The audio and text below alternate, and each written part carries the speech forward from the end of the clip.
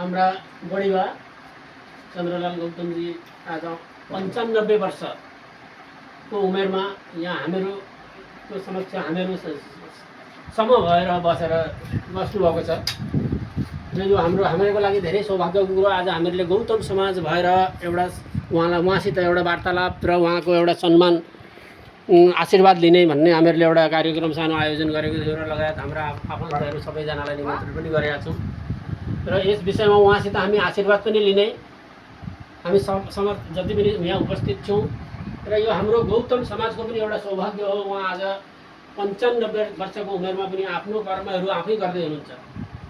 नुहाउनेबाट लिएर आफ्नो सारा जति पनि नित्य कर्महरू छन् उहाँले चाहिँ आफ्नो कर्म आफै गर्दै हुनुहुन्छ र यो एउटा सौभाग्यको क्षण हो। 2 दिन उहाँलाई अलिकति गाह्रो पारेको थियो एउटा साधारण बिरामीले र त्यो बिरामीलाई पनि जितेर अहिले उहाँ हामी समक्ष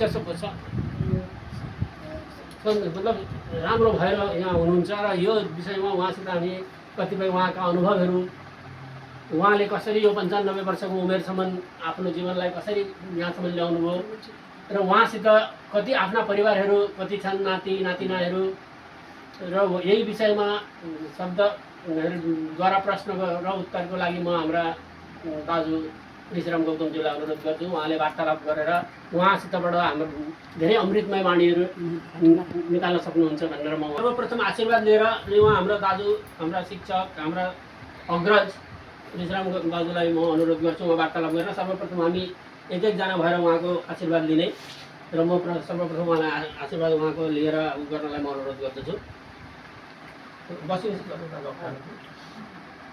काका हामी अब तपाईँका सबै सन्तान तपाईँ हाम्रो वंशको एउटा उज्जवल नक्षत्र हो र तपाईँ यति उमेरसम्म तपाईँ सुस्वास्थ्य रहनु भएको छ।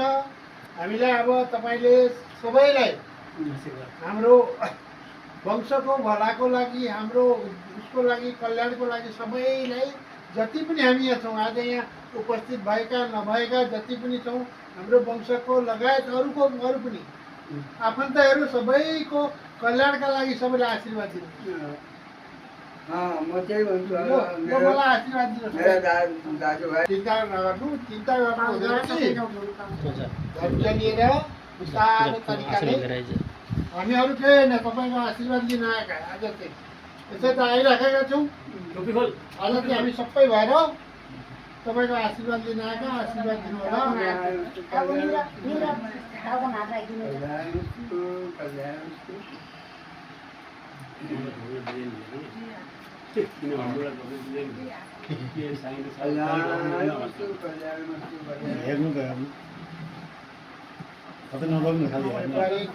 चिन्नु पाउनु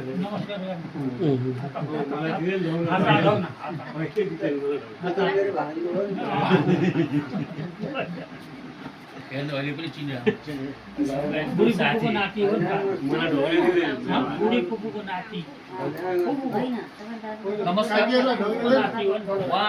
मेरो नाम नीलम गौतम। हाम्रो बाबा अहिले 95 वर्ष पुग्नुभएको छ जो रामपुर निवासी।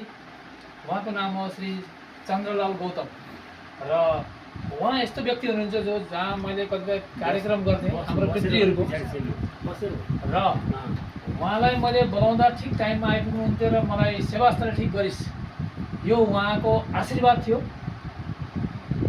र आज उहाँलाई हामीले 195 वर्ष 95 वर्षको उसमा दर्शन यसरी गर्न पाएका छौँ। उहाँले स्पष्ट आँखा पनि राम्रो देख्नुहुन्छ, स्पष्ट बोल्नुहुन्छ, गीता पाठ गर्नुहुन्छ। हामीलाई बहुत खुसी छ कि उहाँले कसैले पनि नराम्रो केही गरेको भने थाहा भएन र उहाँ केही पनि कुरामा बोलाउँदाखेरि उहाँसँग केही परामर्श गर्दा केही सोद्धाखेरि उहाँले बहुत राम्रो सुझाव दिनुहुन्थ्यो। अरू ठिक गरिस् केटा, यो राम्रो काम गर्छ थप्थमाउनुहुन्थ्यो र माया गर्नुहुन्थ्यो र उहाँले एउटा कुरा छ उहाँसँग एउटा स्मरण शक्ति यस्तो छ। उहाँले पितृहरूको नाम उहाँका पिताजीको नाम पनि बहुत राम्ररी भन्नुहुन्थ्यो। तपाईँले भन्नुहुन्थ्यो नि श्रीलाल बा के यसरी त्यहाँदेखि माथि को हो त एउटा पाठ गरिदिनु तपाईँले को हुनुहुन्थ्यो हाम्रो पितृहरू। तपाईँका पिताजी जस्तो श्रीलाल बा हुनुभयो।